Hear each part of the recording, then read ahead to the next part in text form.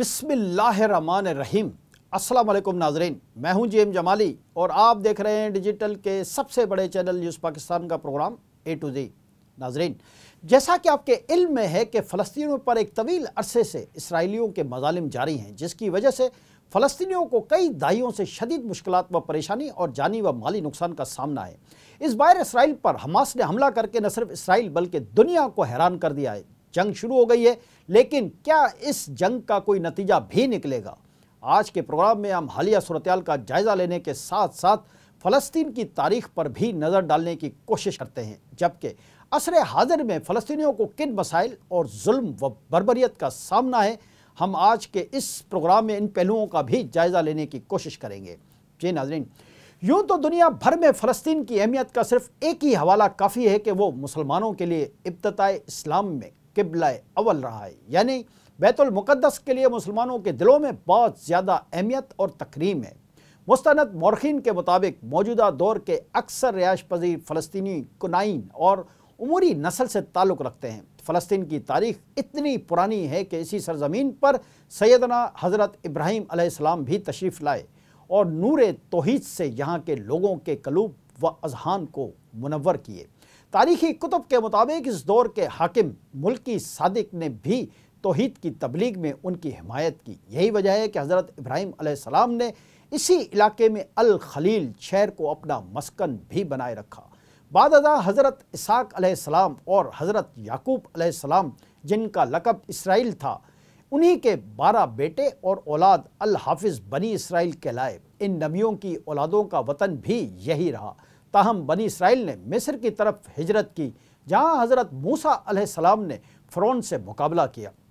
हज़रत मूसा अलैहिस्सलाम ने यहूद की फ़िरौन से जान छुड़ाई। हज़रत मूसा अलैहिस्सलाम पर अल्लाह ताला की तरफ से ख़ास करामात थीं, जिनका समर कौम यहूद को मिला। 923 से 963 कबल मसीह तक हज़रत सुलेमान अलैहिस्सलाम का ज़री अहद खिलाफत रहा, जिसके बाद हालात दिगर गूं हो गए और फ़लस्तीन के शुमाल में इसराइल की सल्तनत कायम हुई, जो अपनी ख़राब सियासत और बद इंतज़ामी की बिना पर जल्द तबाही से दोचार हो गई और आशिरों के कब्ज़े में आ गई और बिल आखिर यहूदी हवान, कुर्दिस्तान और फ़ारस के इलाकों में मुंतकिल हो गए। यानी यहूदियों ने अपना वतन अपनी नाअहलियों की वजह से खुद छोड़ा। इस तरह तौरात में मज़कूरा खुदाई वादे के मुताबिक यहूद को दुनिया के हर कोने में ज़िल्लत से दोचार होना पड़ा, क्योंकि वो अल्लाह ताला से हर मरहले पर बेवफ़ाई के मरतकब हुए। तारीख़ बताती है कि हज़रत फ़ारूक आज़म रज़ी अल्लाह ताला अन्हु के दौरे खिलाफत में बैतुल मुक़द्दस मुसलमानों के ज़ेरे नगीं आ गया। खलीफा राशिद ने बैतुल मुक़द्दस की चाबियों को संभाला और तारीख़ी हवालों के मुताबिक इस मौक़े में 4000 सिपाही कराम शहीद हुए थे। मस्जिद अक्सा में रसूलुल्लाह सल्लल्लाहु अलैहि वसल्लम के दुनिया से पर्दा करने के बाद पहली मरतबा इसी मौके पर हज़रत बिलाल रज़ी अल्लाह ताला अन्हु ने आज़ान दी थी। 6ठी सदी हिजरी में एक दफ़ा फिर तागूती ताकतों ने बिलाद इस्लामिया पर स्लेब के नाम पर हमला कर दिया और फ़लस्तीन में स्लेबी हुकूमत कायम कर ली गई। इस जंग में जुल्म व बर्बरियत की इंतहाओं को छूते हुए 70,000 मुसलमानों की गर्दन जदनी की गई। ताहम जुल्म पर मुबनी ये स्लेबी गलबा रेत की दीवार साबित हुआ और सलाउद्दीन अयूबी ने जल्द ही बैतुल मुक़द्दस को स्लेबी पंजा इस्तिबाद से आज़ाद करा लिया। रजब 538 हिजरी को बैतुल मुक़द्दस और उसके गिरद व नवा में एक मरतबा फिर आज़ान बिलाली की यादें दोहराई गईं। जी नाज़रीन, बादअज़ा आलम इस्लाम को इस्तेमारी ताकतों ने अपनी साजिशों का एक दफ़ा फिर हदफ बनाया और फ़लस्तीन की सरज़मीन बरतानिया के इस्तेमारी कब्ज़े में आ गई, तो मक्कार और शातिर यहूदियों ने इस मौके को गनीमत समझकर इस खत्ते के हुसूल की खातिर कोशिशें तेज़ कर दीं और इस तसलसल में 1839 ईस्वी में सबसे पहला मगरबी सफारत खाना जो बैतुल मुक़द्दस में खुला, वो हुकूमत बरतानिया का था, जिसका वाहिद मकसद यहूदियों की खिदमत गुजारी था। उसके साथ ही पूरी दुनिया से यहूदियों को बैतुल मुक़द्दस में जमा करना शुरू कर दिया गया। वाज़ेह है कि उस वक्त पूरे फ़लस्तीन में सिर्फ 9000 के करीब यहूदी थे। 1895 ईस्वी में एक यहूदी मुफक्किर अल निम्सावी हीरतसल ने एक किताब शाया की, जिसका उन्वान یہودی مملکت تھا جس میں اس بات کو ثابت کرنے کی کوشش کی گئی تھی کہ یہودی قوم کو ایک حکومت اور ریاست کی ضرورت ہے۔ اس مقصد کے لیے فلسطین سے بہتر کوئی جگہ ان کی نظر میں نہ تھی۔ اس دور میں یہودیوں کی عالمی سطح پر دو بڑی کانفرنسیں بھی منعقد ہوئیں۔ پہلی کانفرنس 1897 عیسوی اور دوسری کانفرنس 1898 عیسوی میں منعقد ہوئی۔ ان کانفرنسوں کا حاصل یہ تھا کہ یہود اپنے قدیم وطن فلسطین کو دوبارہ حاصل کرنے کے لیے منظم ہو جائیں۔ چونکہ فلسطین خلافت عثمانیہ کا ایک حصہ تھا اور وہی اس کے مالک و متصرف تھے، اس کے مقابلے کے لیے قوم یہود نے ہر طرح کے حربے استعمال کرنے شروع کر دیے۔ سلطنت عثمانیہ کے خاتمے کے ساتھ ہی اسرائیلی ریاست کے قیام کی سازشیں تیار ہو چکی تھیں۔ یہودی جو اس علاقے میں تعداد میں بہت کم تھے، ایک عالمی سازش کے تحت دنیا بھر سے یہودیوں کو یہاں لا کر بسایا گیا۔ ان کی تعداد لاکھوں میں ہو گئی اور یوں ایک خاص ایجنڈے پر عمل درآمد کیا گیا۔ دو عالمی جنگوں اور ہٹلر کے ہاتھوں یہودیوں کا قتل عام بھی اسرائیلی ریاست کے قیام میں معاون ثابت ہوا، جبکہ فلسطین کا علاقہ تاج برطانیہ کے زیر دست آ جانے کی وجہ سے بھی اسرائیلی ریاست کے قیام میں مدد ملی۔ برطانوی استعمار نے یہودیوں کو فلسطین میں بسانے کے لیے حد المقدور تعاون کیا۔ مقامی فلسطینیوں اور باشندوں کو ان کی زمینوں سے بے دخل کیا گیا۔ یہودی بستیاں آباد کی گئیں، تل ابیب کو مضبوط کیا۔ دوسری جانب جنگ عظیم کے بعد برطانیہ نے 12 مئی 1948 عیسوی میں فلسطین سے نکلنے کا فیصلہ کیا اور جاتے جاتے وہ سب کچھ یعنی سرکاری دفاتر، ہوائی اڈے، حکومتی اثاثے یہودیوں کو دے گئے، جس کے بعد 14 مئی 1948 عیسوی کو اسرائیلی ریاست کے قیام کا اعلان کر دیا گیا۔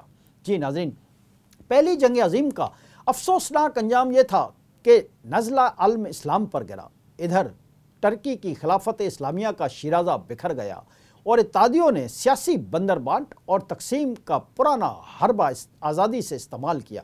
چنانچہ ترکی کا مشرقی حصہ روس کے ہاتھ لگا اور مغرب کے یورپی صوبے بلکان، ہنگری، بلغاریہ وغیرہ مکمل طور پر خود مختار ہو گئے۔ ایران اور شام فرانس کے ہاتھ لگا اور مصر اور عراق پر برطانیہ نے قبضہ جمایا۔ اس طرح سے عالم اسلام کے حصے بکھر گئے۔ فلسطین کا مسئلہ ذرا بین الاقوامی نوعیت کا تھا، اس لیے اسے تہذیب و ترقی کی راہ پر گامزن کرنے کے لیے برطانیہ کے زیر اثر رکھا گیا۔ اسرائیلی ریاست کے قیام کے بعد فلسطینیوں پر ظلم و بربریت کا ایک نیا دور شروع ہوا۔ اس دوران یہاں کے کتب خانوں کی اہم ترین کتابوں کو یا تو ضائع کر دیا گیا یا پھر انہیں کسی دوسرے ملک منتقل کر دیا گیا۔ اسرائیلی فوج نے صرف فلسطینیوں کی آبادی پر حملے کرتی رہی بلکہ کتب خانوں اور تعلیمی اداروں کو بھی ایک منصوبہ بندی کے تحت تباہ کیا جاتا رہا۔ اس کے علاوہ فلسطینی اسپتالوں اور املاک پر بھی بمباری روز کا معمول بنا لیا گیا۔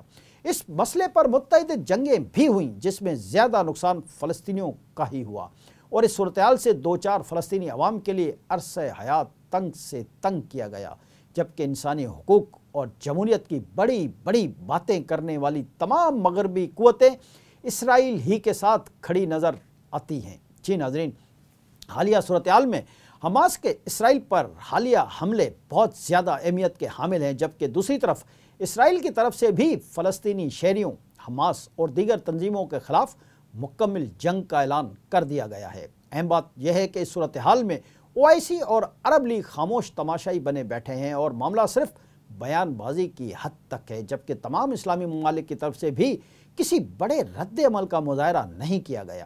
اسرائیل پر حماس کے حملے غیر متوقع اور حیران کن تھے، جن سے اسرائیل کو بڑے جانی و مالی نقصان کا سامنا کرنا پڑا۔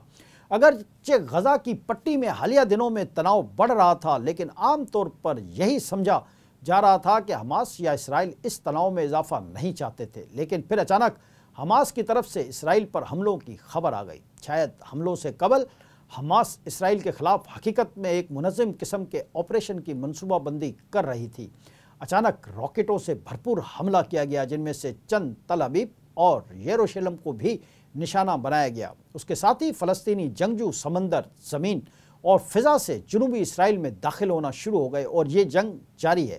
खदशा जाहिर किया जा रहा है कि इस जंग में शिद्दत आएगी। इसराइल की तरफ से जवाबी कार्रवाई और अंधाधुंध गोलाबारी की वजह से एक मोहतात अंदाजे के मुताबिक अब तक 2 लाख से ज़ायद फ़लस्तीनी बेघर हो चुके हैं, 1,500 से ज़ायद जहाँ भाग हो चुके हैं, 4,000 से ज़ायद फ़लस्तीनी ज़ख्मी हो चुके हैं। इसके अलावा गज़ा में बड़ी बड़ी इमारतें मलबे का ढेर बन चुकी हैं, लेकिन उसके बावजूद हमास और फ़लस्तीनियों की दीगर तंजीमें जंग के लिए आमादा हैं। ताहम दूसरी तरफ ये भी खदशा ज़ाहिर किया जा रहा है कि ये जंग भी माजी की जंगों की तरह फैसला कुन साबित नहीं हो पाएगी, क्योंकि इस वक्त ज़्यादातर मगरबी ताकतें इसराइल के साथ खड़ी हैं और दूसरी तरफ मुसलमान ममालिक में भी एकता नहीं, बल्कि बाज़ ममालिक के दरमियान शदीद इख्तलाफात हैं जो इस जंग की वजह से मज़ीद बढ़ गए हैं।